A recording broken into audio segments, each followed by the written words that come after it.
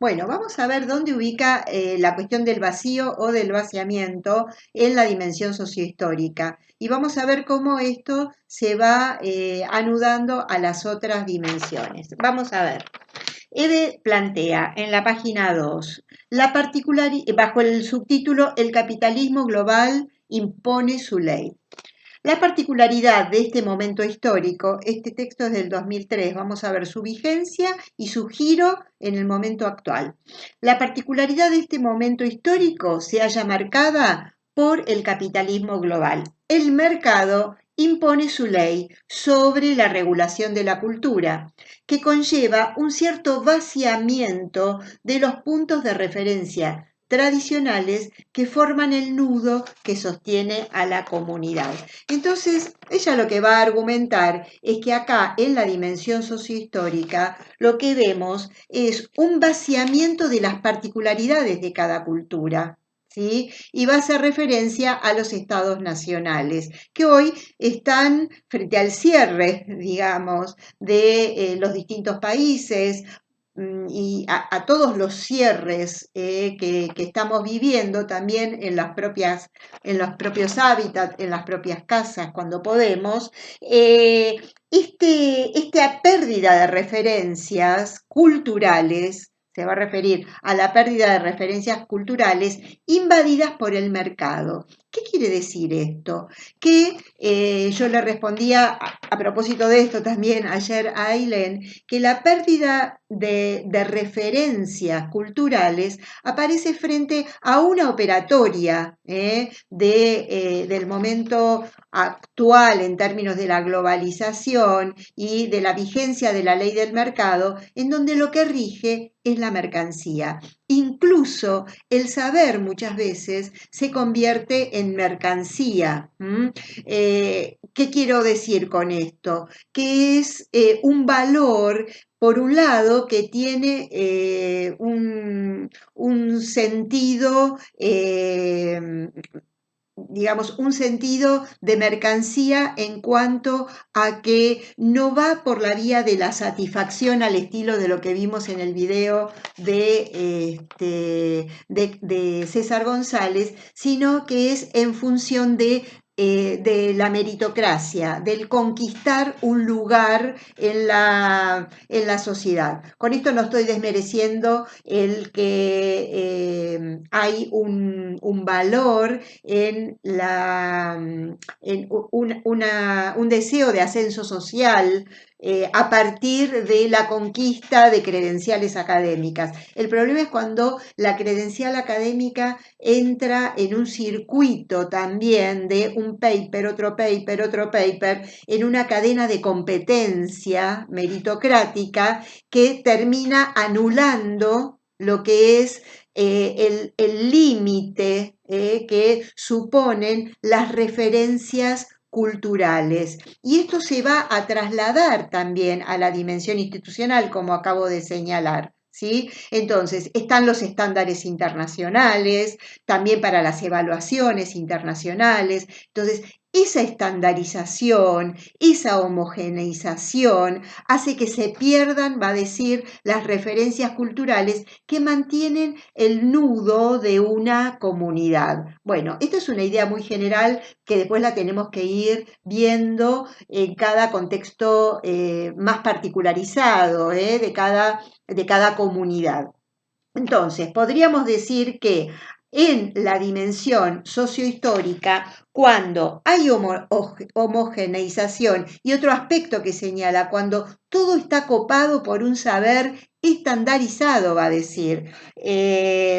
A ver, esto lo plantea aquí, que es bien interesante. Va a decir el discurso educativo, cuando... no lo plantea aquí, lo voy a comentar.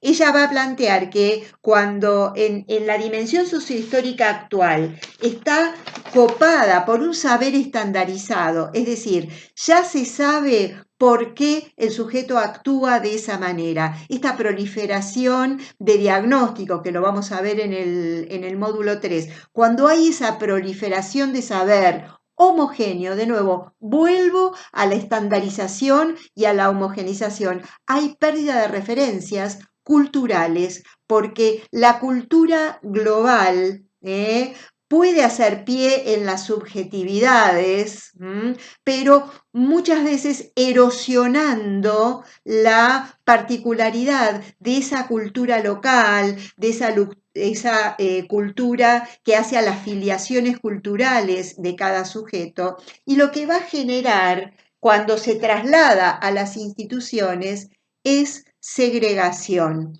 Entonces, cuando Eve va a plantear el dilema de las instituciones, segregación o invención, está haciendo referencia a la necesidad de recuperar lo que es el discurso específico educativo montado en los contenidos particulares de cada una de las disciplinas que uno porta para poder construir el vínculo educativo aquí, pero no es sin estos sujetos particulares, estos sujetos singulares. Entonces, en este nudo lo que vamos a encontrar es la necesidad de inventar con los elementos que ofrece cada sujeto, la dimensión subjetiva, la necesidad de inventar. Entonces, la segregación es la segregación de esas particularidades de cada sujeto, de esas particularidades de cada cultura que va a decir Eve, están copadas por el mercado. Entonces podemos ver, por ejemplo, cómo los objetos de consumo que son ofrecidos permanentemente para la satisfacción de ese núcleo duro de goce del que hablé en mi entrada anterior, lo que hacen es que la cultura quede soslayada como la posibilidad de convertirse en objetos de satisfacción.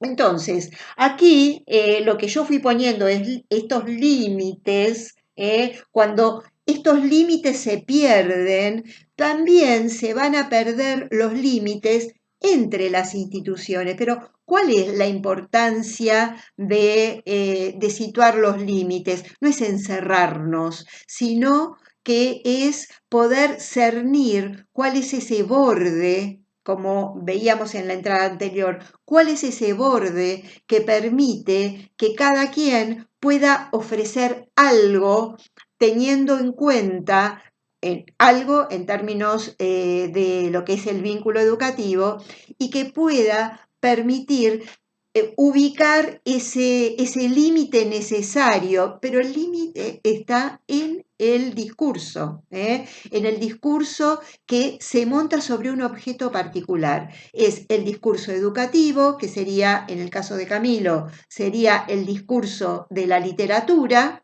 ¿sí? Pero no es la literatura en general, es en un objeto particular, es ese libro que a su vez generó un vacío porque se convirtió en un objeto causa de deseo. Ya vengo insistiendo con esto. Entonces, la cuestión del límite me da pie ahora a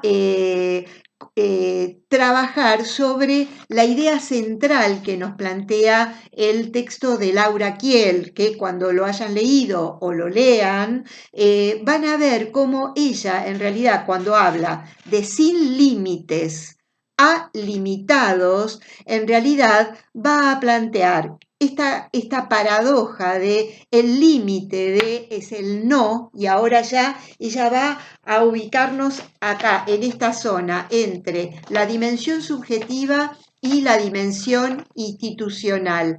Cuando el desborde de los sujetos, que podríamos decir con Eve, están alimentados por un discurso social que devalúa,